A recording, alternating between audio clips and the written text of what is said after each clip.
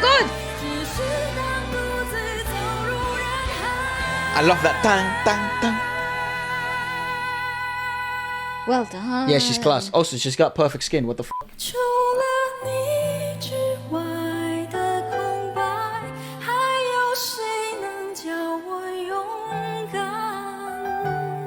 Very nice.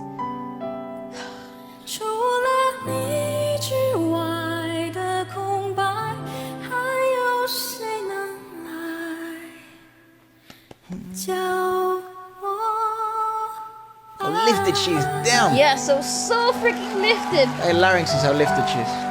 Her larynx, her jaw, everything about it is so high. Yeah, stunning. All these women have perfect skin. Chinese skincare, blood. Chinese skincare. Oh, bless her. Oh, nice.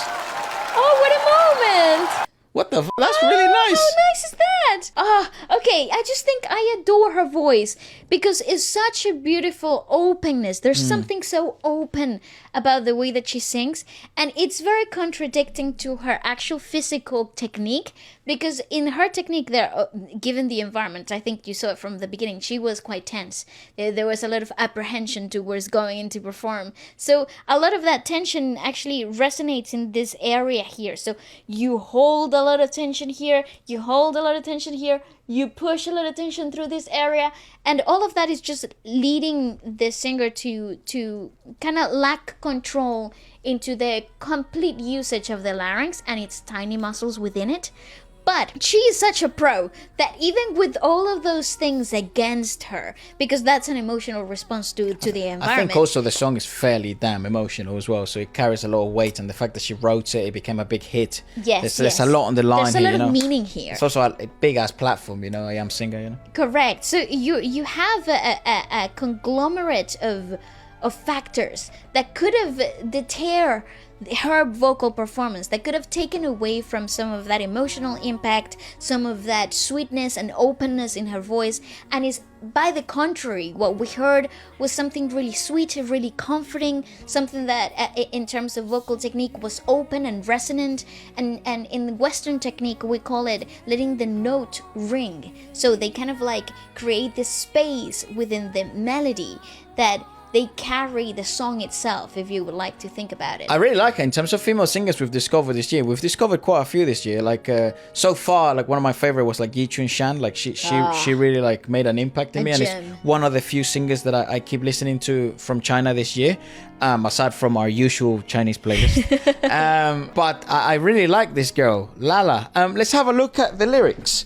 It says, I come to this harbour again, staying for no reason. My heart riding along on a patched boat, searching for the lost shoal, which I just learned means like, group of fish. Drifting along with the tides of time, I made an effort to open up my arms, embracing so many ups and downs, but I still miss how you gaze at me. I do not insist that you have to come back, just that when I look at the sea alone again, I turn around only to realize you are not there, leaving me to linger around. I do not insist that you have to come back, just that when I flip through the memories again, the blank spaces without you, who else can teach me how to love? I return to this end again. I also wish to continue walking forward, just that the more I look at the endless sea and sky, the more pity I feel that you are not there to share my emotions. In case you were going That's what that through, tension is, right? Yeah, in case you were going through like a heartbreak, this song drops and you are in tears. You're sobbing. So the original song released in 2009, so it's part of her debut music album. That's what that's the vibe I got. Well, given the fact that people recognized correct. So immediately that talks about the natural impact. She ended up winning first place with this song during the elimination rounds of the first episode. She also set the song as a song about loss, initially talking first about first love, and then later expanding the song into a song about cherishing goodbyes as she visited a child with cancer. Oh, goodness. With her mellow and clear vocals, she interpreted the song's twist on facing the sadness of loss and accepting the regret of loss perfectly. And that also kind of makes sense on why we sort of saw so much tension, so much emotional baggage, I guess. In this type of with context now, this type of songs that you hear certain resistance from the singer, so like a certain tension from the singer. A lot of the times there's a subtext, there's a hidden meaning. It's a story within the story. Correct. So obviously there's nothing more difficult than having to let go of something or someone, specifically in this type of scenario. I'd like to hear her sing something else. Yes, let's go. The next one is Riding on a White Horse, and it's performed by Lala, but the lyrics are actually written by Xu Yejing and co-composed by Su Tongda, who's a brand new name to us. Let's give it a watch. Oh, this is a music video. Yeah, be good to see her in a studio setting. Yeah. Awesome visuals, though. Nice prod.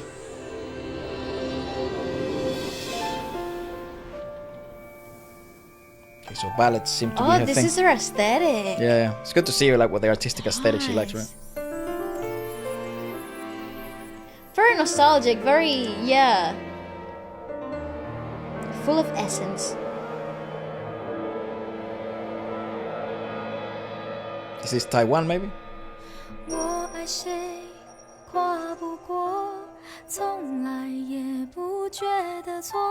The vocals are very stripped for a studio song. They are, they really are.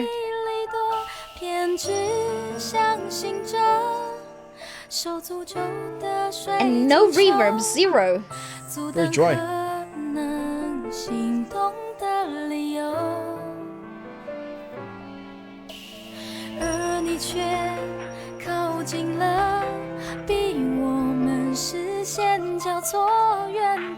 Damn, so she likes sad shit.